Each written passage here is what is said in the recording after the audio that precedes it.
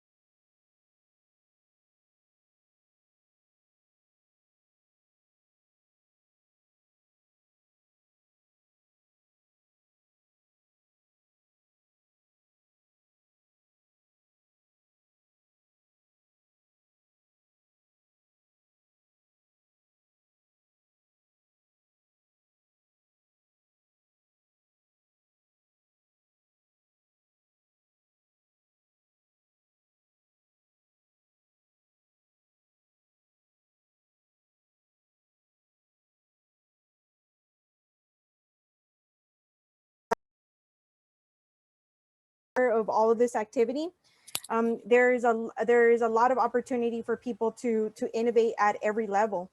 And a healthy ecosystem can only exist when every single entrepreneur along that stack is considered. Otherwise, we're missing out on a lot of economic potential. You know, as I mentioned, for example, with women, you know, if women had the same access to the economy as men in Mexico, it would increase. It would have an automatic increase of 15%, you know, to their economic force. So there's a lot to consider. You know, there's still a lot that's left on the table, but I genuinely believe that Arizona is on a good track, you know, to continuing to build businesses and everything else, and talent as well. So in Startup Unidos is focused on reinforcing that, or how are you focused? So we offer entrepreneurship education, and we offer innovative workforce development. So we're not only showing people how to capitalize on opportunities that they see in all of the unique challenges of the border that they're experts in, that they're experiencing day to day. We're able to offer education to them in a way that is geographically and culturally relevant. So this is not a copy and paste approach. The Startup Unidos uses a lot of tools and methodologies that are used in a typical startup community, or, you know, in an incubation or accelerator environment. But we're really looking to redefine startup community. We're really looking to allow the borderlands to tell us what it is to start up a company here, what it is to grow a company here. So we operate on a social equity model. So we don't just take language into consideration. We take we take what it is that the community is telling us, and then we reflect on that, and we give back exactly what is needed there. So meeting the person where they're at versus copy and pasting or retrofitting work from somewhere else. That to be honest with you, I have found that a lot of borderland people have a fear of outsiders. You know, that is not innovative. It is not new for somebody from the outside to come in, do an assessment, and then have all of the answers for a community that they have no experience in, and a community in which we know as borderland people that is constantly changing. Okay, and okay, so now when you talk about the collaboration between, you were in the border with Sonora. How does that working? It's going great because the Arizona and Sonora region is a mega region.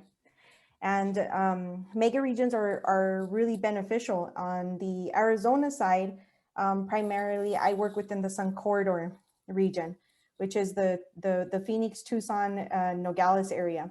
And some of the reasons why this corridor is such a vibrant place for innovation, and it's an ideal business environment, is because within this geographic distance, you can access the entire supply chain in a one-day radius. So through this cross-border expansion, we have 6 international border ports. There's 2,300 miles of railroad. There's a mega connection airport in Phoenix. There are seaports and routes already established from Guaymas into the US and Asia and other places. We are top for solar power generation. You know, we have a skilled workforce. We have 133 universities and colleges and 200 plus and growing tech schools. We offer a lot of cost incentives, you know, for businesses to grow here in the state. And the quality of life here is amazing. there's just a lot to do. The key top sectors that are producing the jobs and really kind of feeding that mega region are sectors like aerospace, which in both sides of the border, that's a very powerful industry. For Sonora, it's the largest cluster of aerospace in Mexico. And they produced, in 2016, they reported that they had created 62,000 jobs. So there's also aviation, there's automotive, there's mining. for coal, for copper, for gold, silver, and now recently lithium, which is a really great Batteries. partnership for the electronic vehicle industry and that relationship between Arizona and Sonora. So that mega region approach, the fact that there is that 1 day mile radius in connectivity really affords us a stance on economic power that is not available to everyone. It's just that those Okay, smaller and communities are not capitalizing, right? Like yeah, those our border communities, like we're talking about potential, right? And now los tenemos que poner las pilas, right? Like we got to put this into motion and come together and collaborate. And when you're working across two countries like that, you know, things aren't that easy. It's like you're trying to really align planets, you know, on both sides of the border, and things can get really complex, but there are some really great examples out there of really great cross-border collaborations, and you can see them in San Diego and Tijuana, as well as you can see them here in Arizona and Sonora. what has been your greatest joy since starting Startup Unidos? I learn a lot, and I'm like the type of person that's a lifelong learner, so like I constantly want to be learning.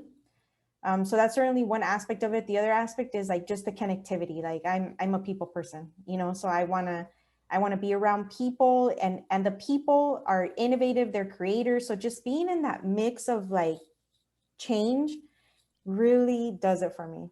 Like that's my jam, you know, um, to create those intersects, to bring like different community groups together, and to bring down the barriers, Yeah, of the ideas that we have of each other, and to change the things that you're certain that you know about the place that you're from. Like there's so much diversity of thought in this area. Like what my best feedback that I received from those that we've served is I had no idea. I had no idea. I am from this place and I had no idea. So through that discovery and that curiosity, and as you begin to expand your knowing of the place in which you're from, you grow roots here. You connect. You know, you really are able to dive deep in a way in your community, and it makes you feel agency to be a part of the change in those things that are challenges. Because for a lot of young people, we might leave our hometown here and where we're from. There's a lot of talent flight and brain drain, but we leave our families behind. So, you know, we still care about the places in which we're from, and you know, and comment most often young people leave because they want access to jobs. So nowadays, you yeah. know, as I mentioned, jobs are looking so different. I mean, there's an opportunity for a lot of possibility, and being in that space, like I just want to be there all day for the rest of my life.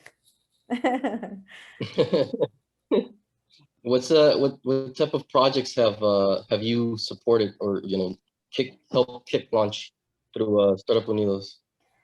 We have three big projects that we work on. I'll share about Waste Not today. So Waste Not Borderlands Innovation and Food Waste Management was a project based on the foundations that I just shared with you, you know, on that Yep. culturally anchored approach to entrepreneurship education. And it had a very special intersection of looking at environment, social justice, and how entrepreneurship could support, you know, in being able to frame that fire that people feel when they understand the issues in their own community and feel that sense of wanting to be part of change. So we ran in collaboration with the University of Arizona Southwest Folklife Alliance, also the College of Sustainability, and a student-run group, Compost Cats, out of the university through a Howry Environment and Social Justice grant. Agnes Naums Okay. Howry out of the university. They all do their respects. I need to mention them. We took a group of young border people from the ages of 13 to the ages of 24. It was an intergenerational a group of individuals from both sides of the border, and gave them an opportunity to be able to tell a story about their community through that lens of environment, social justice. And then they went through a series of sustainability trainings.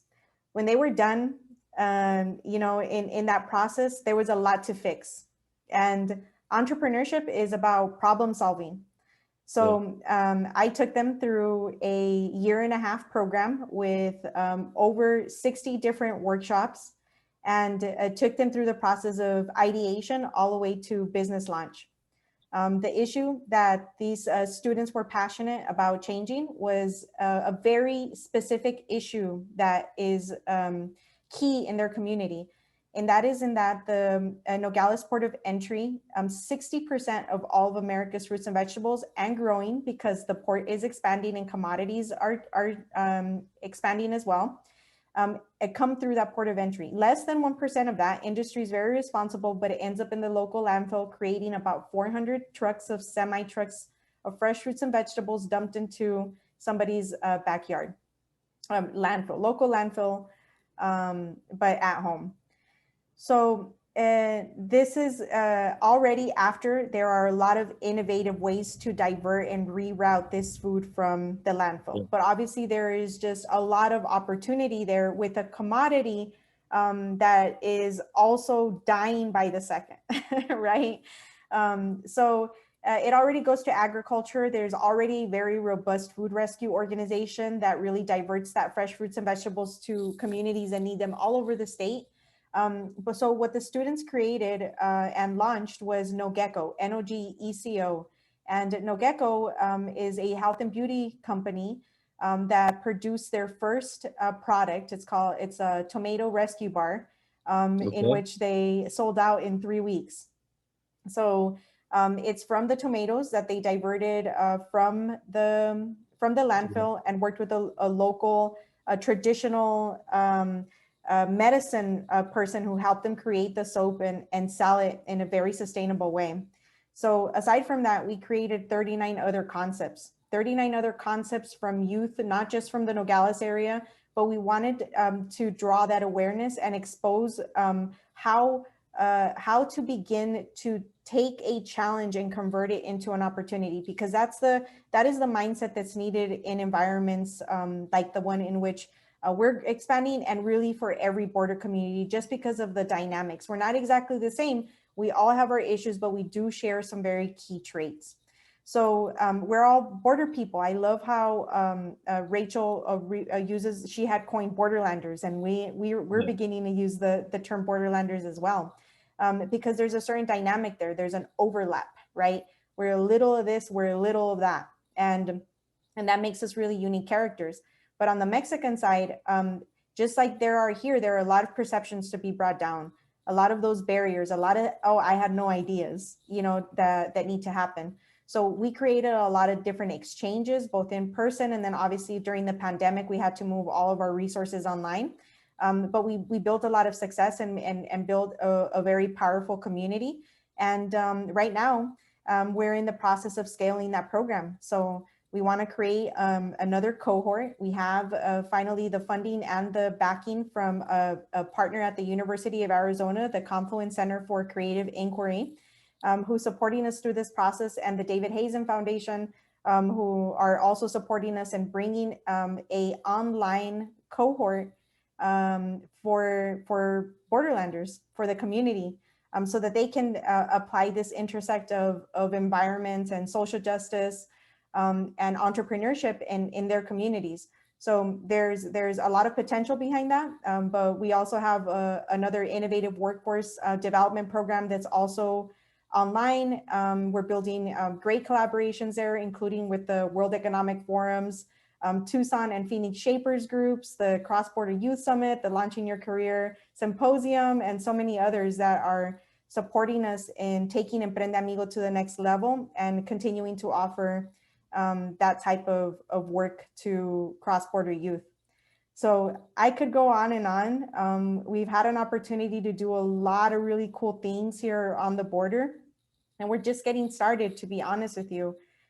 We've only been around for 4.5 years, and we're taking it slow, and we're You're taking it brewing. slow. Yes, we're taking it You're taking slow. it slow. We're taking it slow because we're asking before we act, I guess, is what I mean, is that Okay. I'm not rushing this or borrowing it from somebody else, but really allowing it to come to formation in this space. And that's something that I hope to carry on as we look to expand beyond Arizona and Sonora, which is really where my focus has been nowadays. Cool. Okay, so I want to backtrack a little bit because I think this is important. So you talk about getting people together to connect from diversity of thought, diversity of people. It's something that's uh, from my experience is very hard to do. I'm all about we're all think alike, nobody thinks very much. So I kind of like I'm always gravitating to different, I call them orbits. So I orbit different stuff, and then when I start feeling that everybody starts thinking the same, that's when I break orbit and then jump to another thing, simply because it becomes very predictable to the thought process of people. So but that's just me. I don't like the same stuff, but what you're talking about is basically in creating a culture of innovation where Right. diversity of thought is constant, and nobody feels threatened, nobody feels everybody's open-minded. Everybody it has a willingness and an open mind and an open heart to listen to somebody who's completely different. And then, because you talked about this project, of the waste, of the food waste. um, I'm pretty sure these people are not experts in food waste. No, There you go. I mean, and no, that's usually how it happens, because it's the outsiders who don't have the weight of experience of precedent to come in and see things completely different, and they change the game by doing something completely different than going off and completely ignoring the experts. And for sure. and this is, in my experience, trying to do it over here in Tijuana, and doing it with San Diego also. It's very hard. It's very hard to do because, especially from the older generations, who see the younger generations coming in, trying to take their place. I mean, it's not even the case, but they kind of feel like that. So talk to me about how you approached this, how you came up to make it work. Did So you have battles, or did it come completely natural, or no, just no, it's not natural because it hasn't been tried, right? This is not common territory. So I don't have all the answers, but I could share with you on different approaches that we've introduced to try.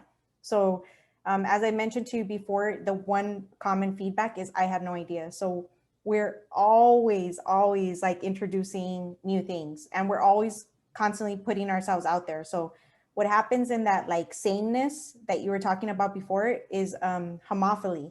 So homophily is just our human innate behavior of wanting to surround ourselves with everybody else. It's also that people don't know how to leverage their entire network in their entire social network to really build capital from it. So yeah, when you're not going outside of the usual, you're always going to get the same. And yeah, I know what you're talking about.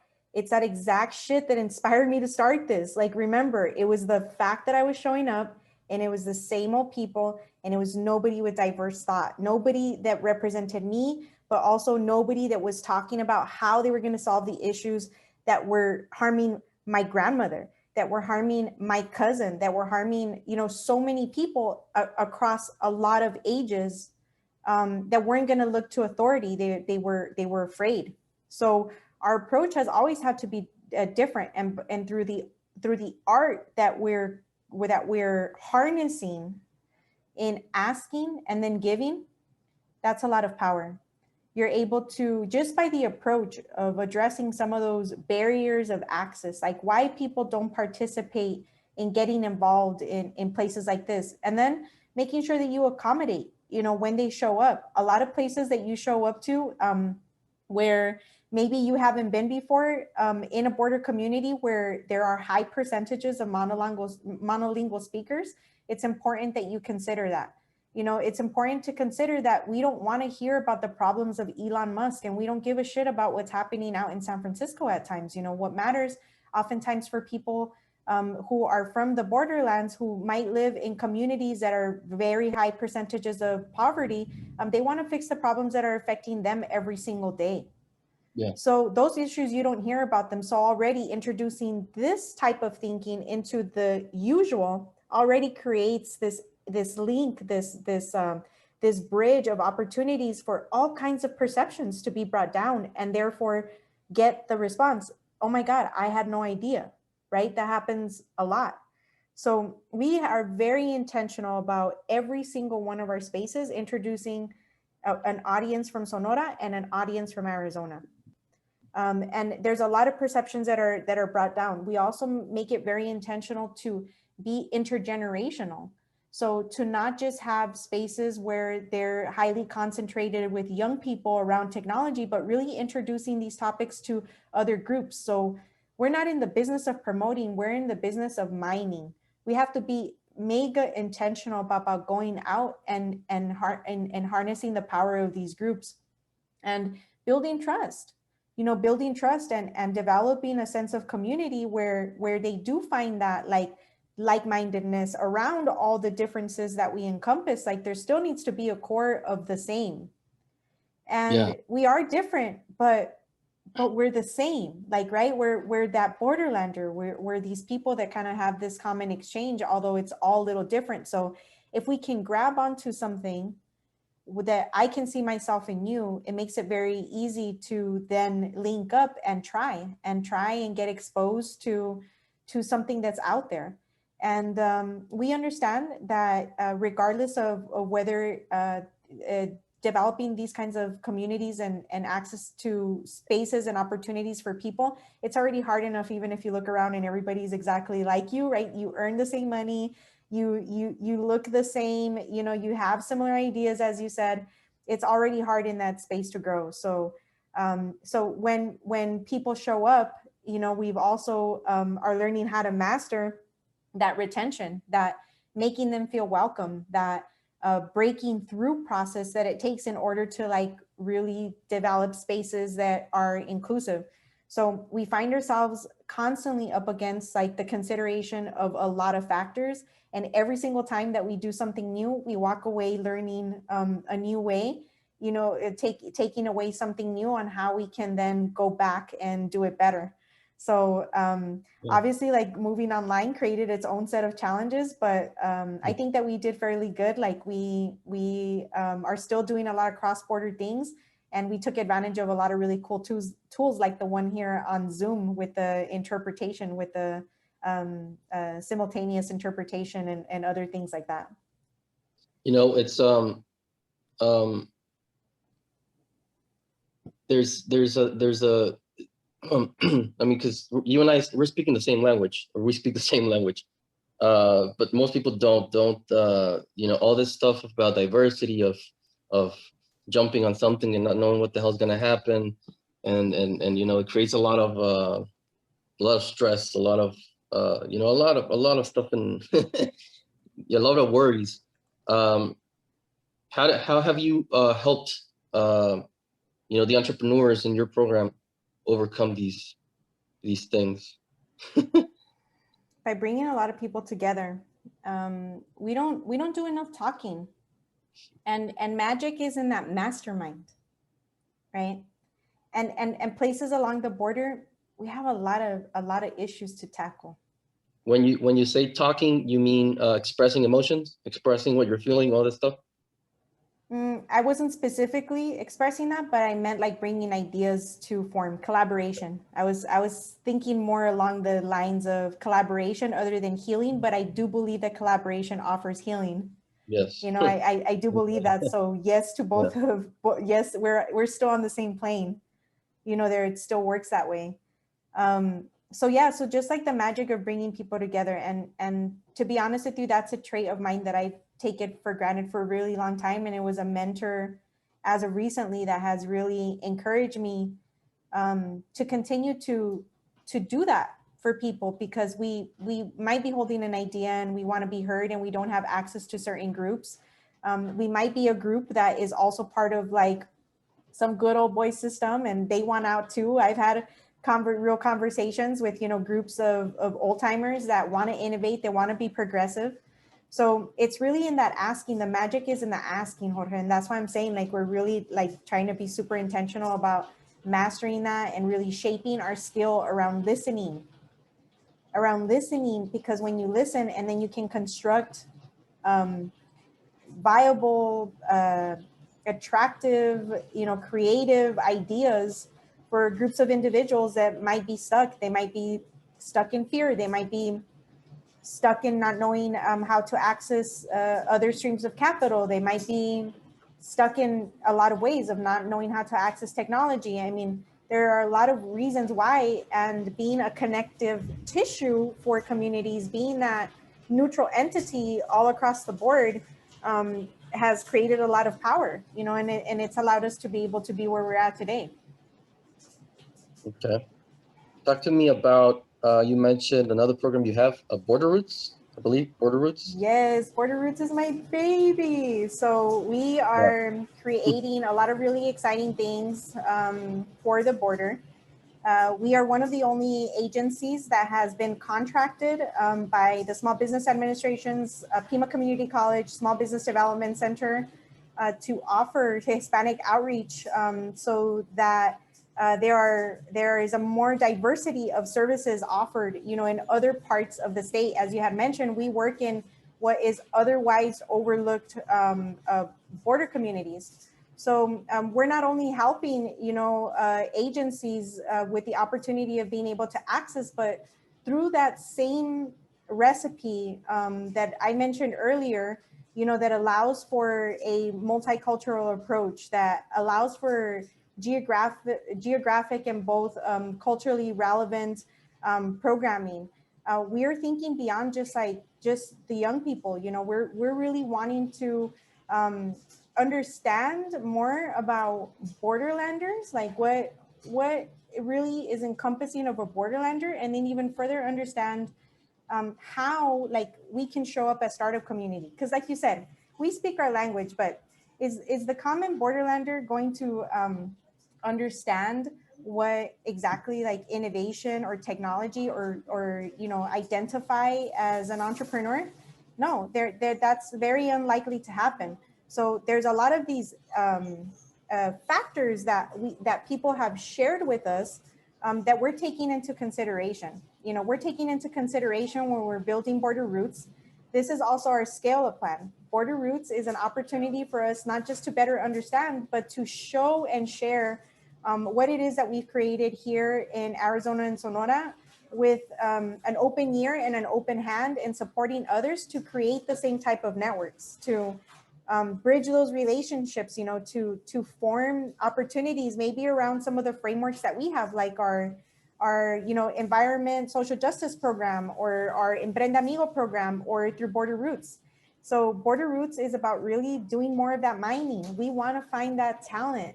We want to find those gems. We want to tell our story.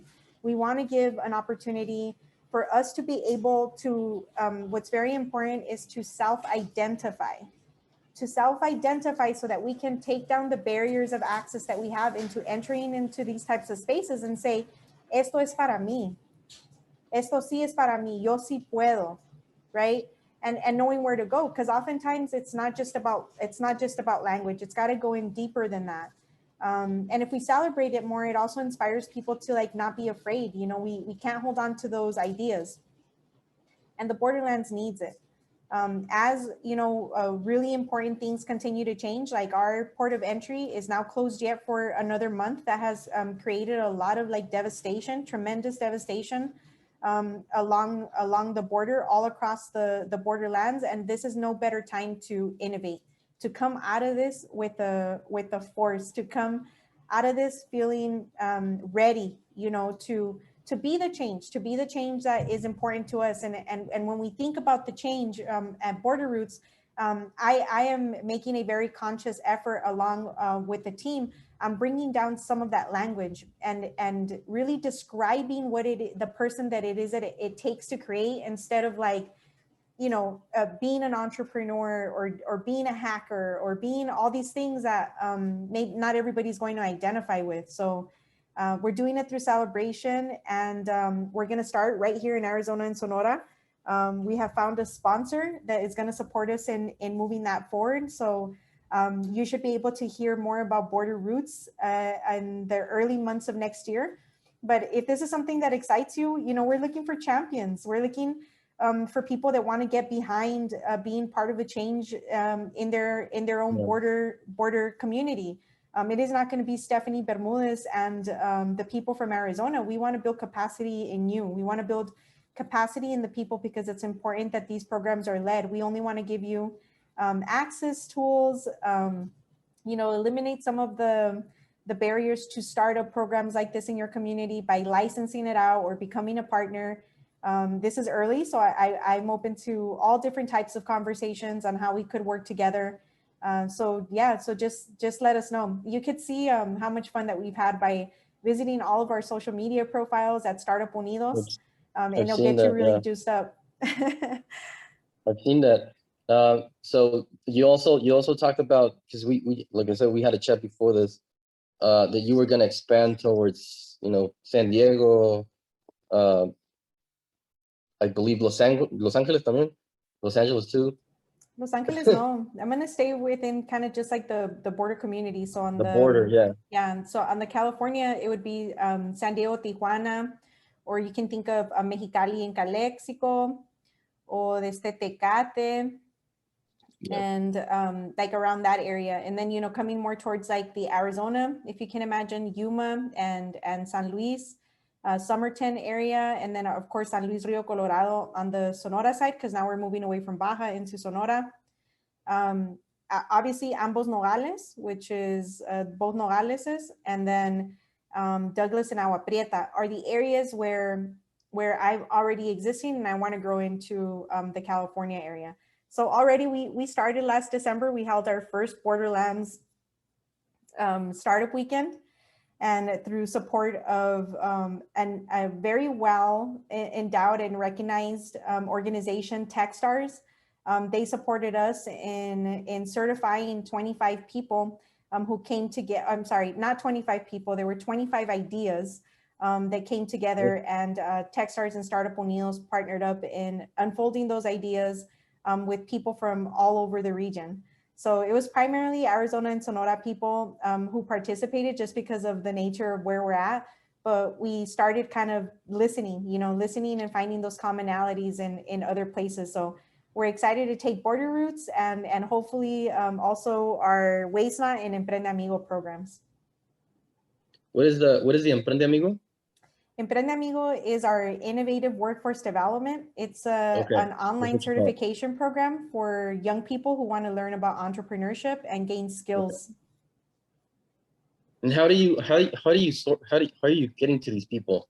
I mean, I understand that Border Roots kind of like the big program to do that, but pre Border Roots, how are you either attracting the people who want to be entrepreneurs, who don't have that chip yet, or have a little spark in them, but they don't know how to go through? Yeah. How do you get to them? So I follow the heat. Activity is a heat map to me, and there is a certain set of activity around already existing communities and interest groups, and I just followed their interest. I followed their heat. Like, I took the time to get to know them. This really falls into kind of my craft of bringing people together. I'm very intentional when it comes to it. I'm not some wizard that's like, you and you, potion number 9, and now we're together and collaborating. No, it's nothing like that. It takes work. It takes work. I take the time to get to know people. I frequent LinkedIn. I Google the person's name. I want to know what they care about. I want to find those commonalities. I want to connect the dots. Like, I'm a dot connector. And when I have the dot connector, I don't ask right away. I give. Always give. When you're building on your social capital, give. And then you'll have that as a way to leverage, you know, when you need it. So social currency is our social currency is really the main currency that's allowed us to be able to move forward. Other people, you know, introducing to other people. So small business community, even if they're not my services, even if it's not for me, I keep that neutrality. I keep that collaborative mindset of saying, you know what, I don't have that to offer to you today. And you know that that's really important along the borderlands where things can become very competitive in our culture. So I remain neutral. I work with everybody, and I'm constantly giving referrals, giving attention, showing up, rolling up my sleeves, you know, and knowing how to leverage those relationships over time is really what has gotten us to where we're at today. Well, Stephanie, you are a badass. Muchas gracias. Because what you're describing is a lot, you know, a lot of people are not like this. I would say most people are not like this. And when you know, because the last part that you mentioned is showing up, always, you know, giving, is a key part of an ecosystem that I personally, when I was, you know, trying to move the stuff over here in Tijuana, San Diego, I was the one always opening up my network, doing whatever I had to do, you know, not giving a crap of, you know, whatever I've done before. You know, who cares? What matters is what's next, right? But when it comes to other people, they would see this and they would be intimidated because, like, you know, you're not supposed to give if you're not going to receive something, right? But it's you know, the fact that you're mentioning it, and now it makes sense to me how you've been able to build this, because it's okay. So you're talking about these things, you're talking about those things. I mean, I'm like, you know, it starts making sense to me because that's exactly what's needed. It's exactly what's needed. And me understanding how things are constantly changing, it allows me to just kind of like move around, you know. And I knew over time, because things are constantly changing, if I was grounded, then I would be looked to, because I would be a stable organization as things are changing. Things are always changing. So remain neutral, build, build, build, build. When I said slow, I mean slow, a relationship at a time. Yeah. You know, I really mean that. It seems like a lot because I'm here now talking to you about doing stuff, but there's a lot to do. There's a lot to do. And I'm just getting started. I genuinely feel like I'm just beginning. I still have a lot to learn. There's far more to learn than there is from leadership. Yeah, you're Far right. more. You're right. Well, you know, I was gonna ask you about I think it was also an important topic, the topic of identity, because you kind of mentioned it, that people create, you know, you know, when you're creating a culture and it's actually working, people start developing an identity. They identify with themselves, but they also identify with a higher idea, higher purpose, whatever you want to call it, right? For sure. How did you approach that? How have you made that happen? Because it's very hard. Yeah, well, I mean, Border Roots, as I mentioned, is going to be an opportunity, a pilot for us to really dive in and better understand it. But I think that there's just I mean, imagine the culture of an immigrant coming into the United States, which we've seen, you know, as people from this area in our own households, or, you know, as really close observers from an outside in of what it's like. And there is fear. There is the unknown, you know, the uncharted. And when we move into the community, we tend to go back to that homophily that I mentioned to you before. We belong in groups that are very similar to us, you know, that oftentimes don't allow us to be able to break through. So there's a need to meet people where they're at.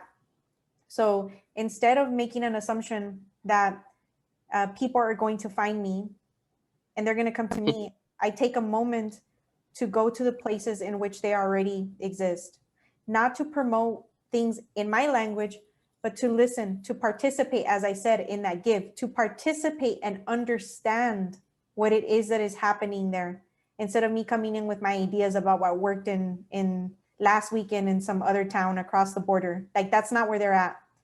So I think that in asking those types of questions, it's allowed us to be able to do a cultural assessment, you know, to really get a feel of all of the factors that are affecting them from the outside, and then understanding from within communities, different communities that exist, like how are they even aware of these issues that are around them? Or like, what is the focus? What is the challenge that you know, that are looking, that this particular group is looking to fix? So that's allowed us to just begin to think about like how not inclusive this language is. Like what do we think about when we say entrepreneur? What do we think about when we say technology? What does every single person think about? And like our relationship just to like language, you know, just to like how we identify to language, and how language, one word can help us determine, es para mí o no es para mí. One word.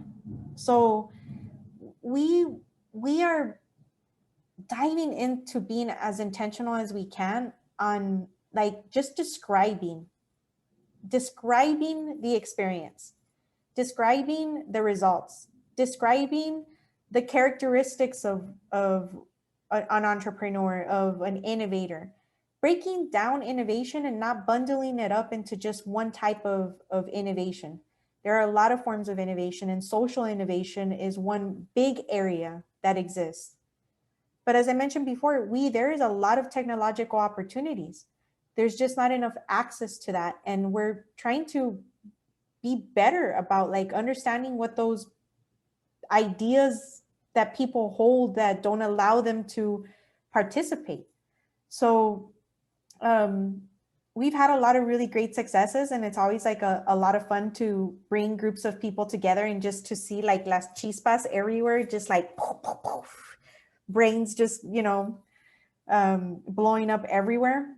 And then it's also a struggle, because there are some really key factors that we cannot overcome, and language is one of them. Like, it can be as simple as, I don't show up because I don't know enough English.